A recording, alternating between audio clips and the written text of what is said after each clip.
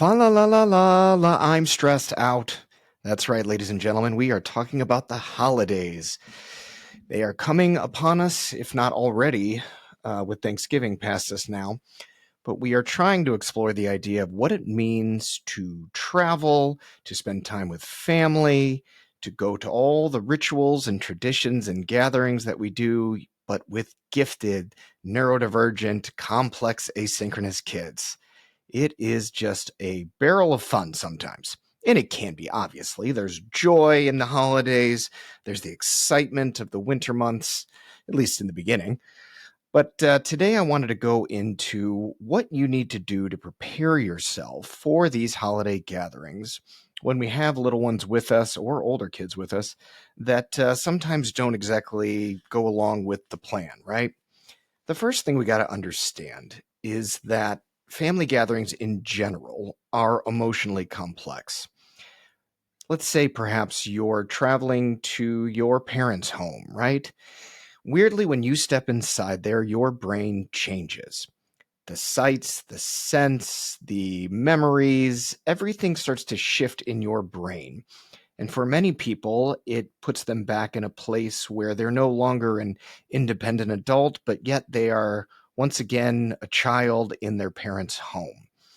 And if you're not prepared for that on some level, then you're sometimes a little more prone to the stress of typical family interactions that tend to be more emotionally charged than we might be used to, especially around the holidays.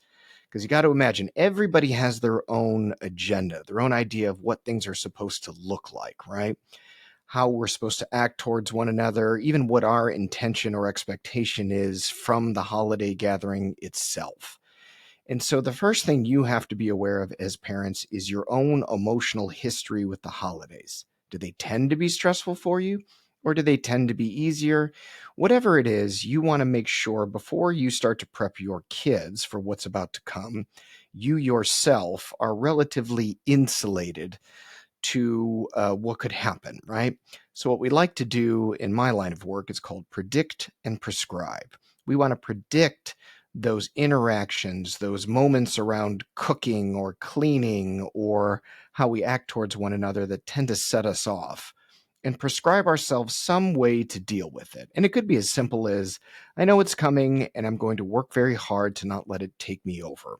Or you tell your spouse, if you see me getting all riled up by one or both of my parents, please just put a gentle hand on me to remind me to bring myself back down to earth. And yes, I have done this for myself. And the dynamics affect not just adults, but obviously the children as well. And so we want to keep in mind how we're going to go into these new situations where there's a lot of traveling, possibly either in the car or by plane or I don't know, by boat, depending on where you're going, I suppose. And you're trying to take this on as a family issue. How are we as a unit going to go into the holidays? And I know sometimes when we say, hey, kids, it's going to be stressful and we want to have a plan of attack, we want to be prepared. Your kids will try to solve it for you by saying, why don't we just not go? And I'll get in a little bit later about the importance of tradition and the culture that comes. Let me take that again. And a little bit later, I'll get into the importance of traditions and family rituals and why we do need them ultimately to bring ourselves closer together. But we are going to make it a family issue. And we are going to say out loud that everybody experiences stress during the holidays on one level or another. It's more just our conscious awareness of how much it's coming at us, right? And by saying it out loud, by making it explicit, on some level, we're giving our kids permission to feel the anxious feelings that they might not even know how to put a name to around going to that aunt or uncle's or cousin's or grandma's house where it might be a little more on edge than they could be used to. I know in my family, um, I had a lot of relatives that I was very close with, and then some relatives that I didn't know that well. And when we went to their family gatherings, I always felt a little out of place. I didn't know what to do with myself. I didn't know how I should be, how I should act, and I tended to withdraw. And In some circumstances, with certain family members, that might be seen as being a little rude, right? Or, oh, why is Mark so moody? Or what's going on with him? He's pretty mopey today. And we're trying not to take away our kids' escape routes if they need them, but we're just trying to plan ahead for them.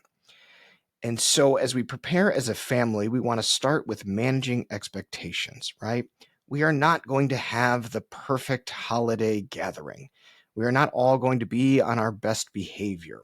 We are not all going to do and say the things that everybody hopes that we do and say. And so, we are going to go into these family gatherings with managed expectations and the permission to be imperfect. And yes, that means your kids too. So, with all gifted kids that tend to have maybe some processing issues and struggle to process everything that's going on in the moment, especially if it's more chaotic with a lot of people versus a calm, quiet holiday at home, we're going to front load. We're going to walk through the order of events in a calm, structured way where we're trying to say, look, here's what's going to happen. We're going to go here. We're estimating for being at that place around this long, this many hours.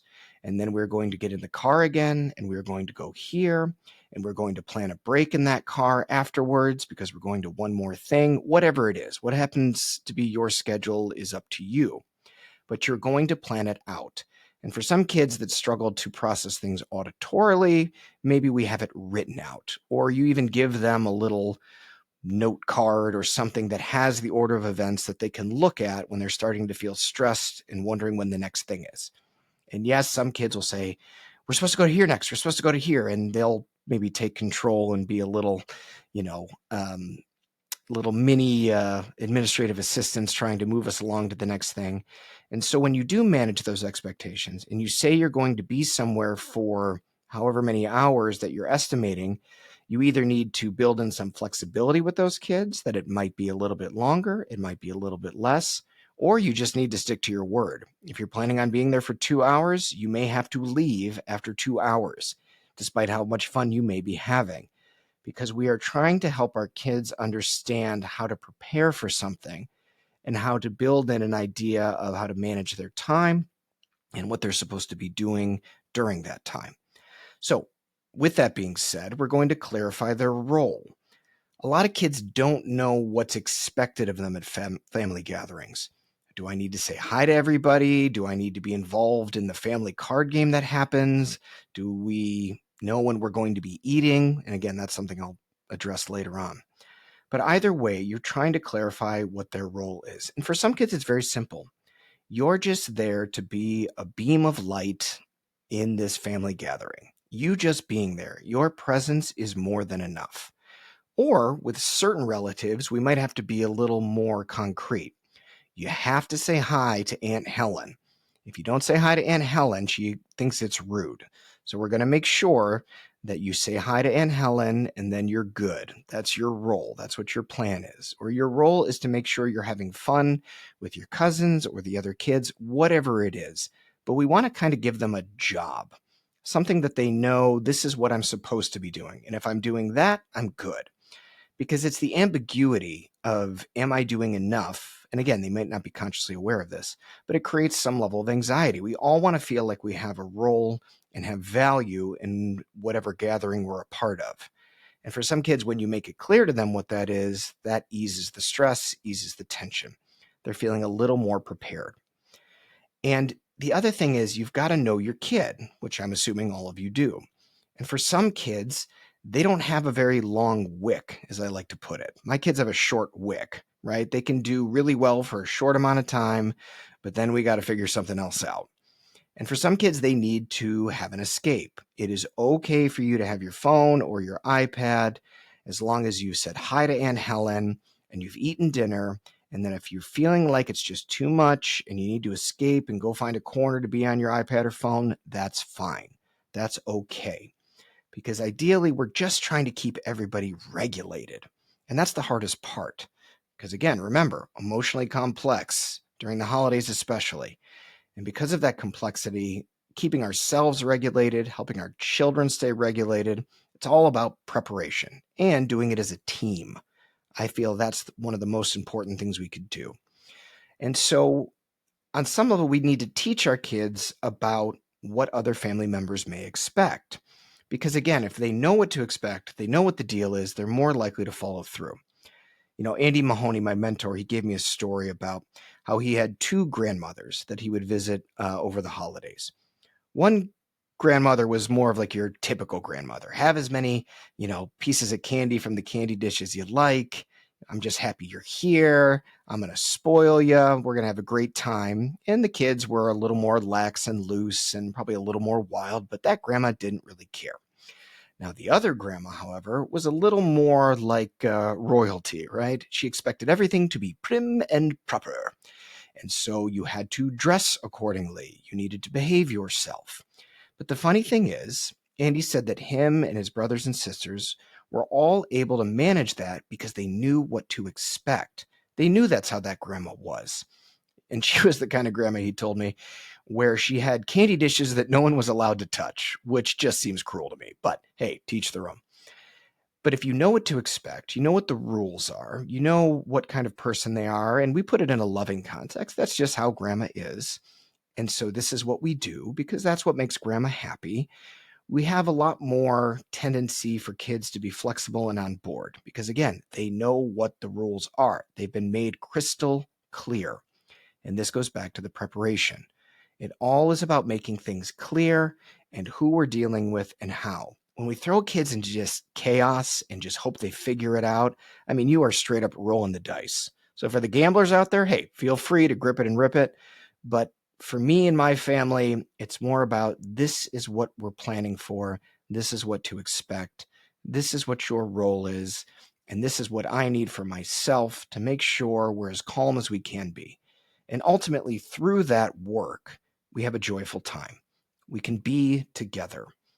And it doesn't always go perfectly, as we all know, but we're trying to take the rough edges off of what can sometimes be a very chaotic family gathering. And so, as we support that emotional regulation in our kids, again, we're going to try to pay attention to the things that they need.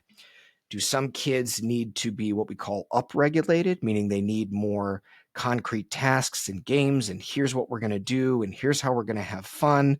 So this is how you'll stay engaged, and that kind of activates them to be a little more calm and comfortable. Or do they need to be downregulated? They're getting a little too overstimulated. They're getting a little too much, smells, sights, sounds, and people trying to kiss their little faces or whatever it may be. And so they do need a little bit of an escape. And we have to plan for whatever our kids tend to need. So, my daughter, she just wants to be in the action. She wants to go bananas, help cook, help do everything. She wants a role. She wants a job. My son, he tends to maybe need a little more mom and dad time when he's getting overstimulated. And I'm happy, I'm actually more than happy to walk away with him and just spend a little one-on-one time because that's what keeps him regulated. Now, the other thing we got to pay attention to is food. That is a big thing around the holidays. And for a lot of our gifted kids out there, food is not an easy subject to manage. And what we can't do is just expect them to eat what they want to, eat and what's put in front of them, because for some kids, that is just, a no-go situation. So I'm going to tell you as parents, it is perfectly fine to feed your kid before you go to the dinner party. And again, that may seem rude to some people, but who cares? You need it for your family unit, and maybe even your own sanity. It is perfectly fine to give them a meal of things that they like before they go off into the unknown culinary experience that awaits them. Or, just for us, we pack snacks, we pack all sorts of things that we know we like, we pack things that we know the kids will like. And when we pay attention to their blood sugar levels, or if they're getting a little more whiny or mopey, we jump in with that, granola bar or whatever it is to try to keep them, up, right? And to keep them engaged and to keep them calm. And we don't want hungry, overwhelmed children because they are more likely to struggle behaviorally. You will see it time and time again. Sometimes it's not them being rude or rebellious or oppositional. They might just be hungry. There's an acronym called HALT, and you always want to look at those 4 things because it stands for 4 different things before we try to assume the kid is just being a jerk, right? And HALT stands for hungry, angry, lonely, or tired. Are they any one of those? And for some kids who go, maybe they're the only child and it's mostly adults, you may feel them start to act out behaviorally because they're feeling a little lonely. They don't have mom and dad and their full attention. And how do we plan ahead for that? We're not going to magically, produce friends for them possibly, but again, maybe that one-on-one time, or they're just a little closer to your hip because that's what they need to stay regulated. And again, a regulated kid will typically be more adventurous, more open, more willing to try things, more willing to tolerate whatever stressors happen to be at the family party. And so if we can deal with the hunger and we don't have them angry over something that maybe happened, because again, we don't want a kid having a huge meltdown and then putting them in the car and taking them, to grandma's house. We might need to take those extra minutes or hour or whatever it takes to get them calmed down, to give them what they need, and to go over, the plan, and to have them be a little bit in control of that plan by knowing what's happening and when. Now, we're also going to talk about the family traditions. Every family has them. It's what brings us closer together. There's a quote that I read. It comes from the Journal of the Association for Consumer Research. Traditions tend to improve holiday enjoyment because they amplify family closeness and involvement in the experience. And the closeness is really what we're after. But again, it requires on the involvement of all of us, right? What is our job? How do we be involved with one another and the family rituals? And so for some people, it's cooking or baking or a certain game that they play, or I don't know. You guys can tell me. You can send me, some notes about what your family traditions are through the website. I'd love to hear about them, honestly. But whatever they are, we want kids to understand the purpose behind them, right? Why do we do it? Because they may seem silly, or if our kids are talking, dumb or stupid. And that's fine to have that opinion of them. But what we're trying to do is help them understand that there is significance to these traditions. And we don't do them just because. And if we are doing them just because and everybody's miserable, maybe we need somebody to step up and say, hey, let's reevaluate this tradition, right? But typically they have a purpose, something we started maybe a long time ago, and maybe they need to understand the history of it or how much joy it brings a specific family member. Grandma loves that time with you. And if you're struggling doing the thing that grandma loves doing with you, maybe we have to problem solve a little bit. What is it about the baking that stresses you out? What is it about blank that makes you feel blank, right? So that we can, again, give them that involvement into the ritual so they have a place within it. And that's where the closeness comes from. That's where our relationships grow stronger and the bonds grow more and more emotionally satisfying. But again, the holidays are stressful for a lot of reasons that we went over. But again, the executive functioning behind all of it, the planning, the traveling, the transitioning, all of that stuff, we have to be aware of that. We have to just own it. That is how they are. Doesn't mean we just forego them completely, although that is an option for some families. I'm a big believer. If you need boundaries around it, hey, take your boundaries. You just got to be prepared for the maybe repercussions that come afterwards and how you're going to navigate that. But there is an increased demand on executive functioning with all of those things, and that puts a lot of stress on everyone. And so we're planning ahead for those moments, those things that happen in the in-betweens or during, that gives us a better chance of staying regulated and engaging in the traditions that are so important to every family. And when you have expectations of perfection, right? This has to go perfectly. I have to have the dinner just right. I have to have everything just so. The house needs to be perfectly clean. That's a lot of expectations that you have for yourself. So I always tell clients, families, whomever, that it's not about expectation, it's about intention. The intention of keeping the house clean is to make it more warm and inviting. That's what you're trying to shoot for. But it might not be, even if it's perfect. You might have that one, uncle who has a way of just saying something under his breath and makes a cutting, biting remark about anything, even if it's perfect, right? And you might just have to know that because your intention is to say to that uncle, "Oh, I'm sorry everything's not up to your standard, but I'm trying to make it as warm and as inviting as possible so that you're comfortable, Uncle Harold." And see what he does with that, right? Because we can't be judged by the expectations we have for ourselves. We should only be judged by our intentions. If our intention is to make a meal that's, you know, delicious and brings joy to everyone at the table, then we're just going to try our best. And even if, the rolls are burnt or this and that, and somebody makes, again, a cutting remark about it, you just respond with that, to them with, my intention was to have everything be as delicious as possible. But at the end of the day, all I really care about is that we're all together, if that's your intention, right? But you said it for yourself. So always remember that if you're going in with some level of expectation, your anxiety is going to go up, not down. When we relieve ourselves of that and stay in the moment for what the meaning is behind what we're trying to do, that's as much control as we have during chaotic holiday seasons.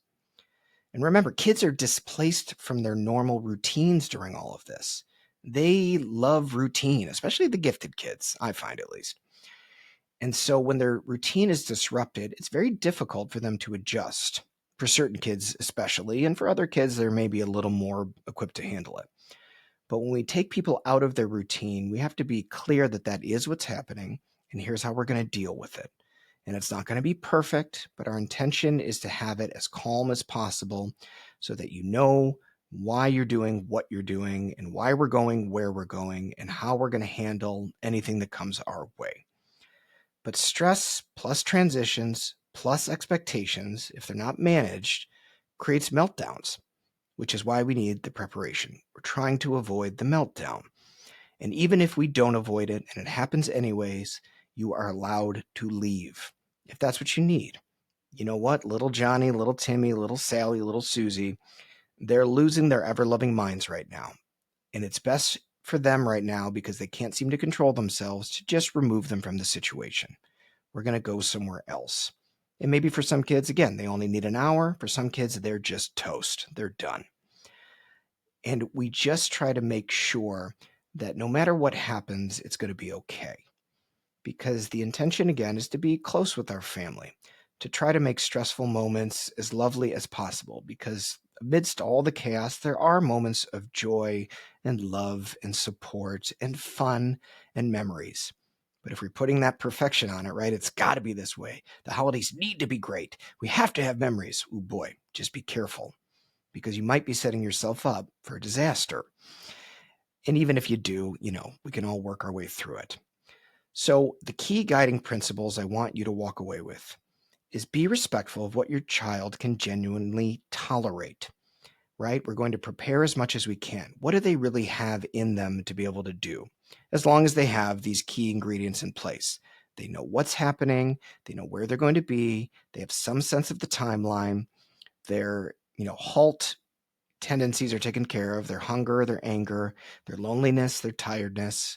It's all relatively taken care of. And when we have all of that and they know their role, right? They know what they're doing, what they're supposed to be there for, even if it's just to be a cute little kid that smiles, right? But we're not going to force them into situations where, you have to say hi to everybody and you have to look them in the eye and you have to shake their hand. For some kids, can they tolerate that? Really? Do they really need that right now? Or maybe we just have to give them some grace and know that we're trying to make the holidays as joyful as possible and not put on that extra pressure just for a specific occasion. Unless there's that one grandma that really needs it, maybe then we prioritize that. We're going to limit our time, we're going to adjust expectations, and prioritize the regulation in it all. And hopefully, we walk away with a lovely experience, something we can share with others, something where we start to feel like we have a little bit more control when times feel like they're out of control. Now that we did our preparation, now that we walked through it, I feel a little better that we did our due diligence. We did the best that we could possibly do. And now we're going to go in with the intention of having a great time together. And even if we don't, we can leave. I'm a big believer in that. Sometimes I just need to get out. I get it. But I hope this is helpful for you all out there as we go into this time of year. As it gets darker and a little bit colder, I want everybody to feel a little bit warmer and cozier and see that brightness in their families by being prepared. Until next time, this has been the Hopelessly Gifted Podcast. I'm your host, Mark Talaga. Thank you so much. And as always, please reach out through the website at hopelesslygifted.com and send us questions or concerns you may have, or some of those holiday traditions I was asking you about. But I always encourage you guys to reach out to me because, one, it just brings me joy to know that people are getting something out of this. But two, I want to make sure that your specific questions and concerns are dealt with. I want you to feel the support. I want you to feel supported. So thanks so much. And until next time, I'm Mark Talaga. Bye-bye.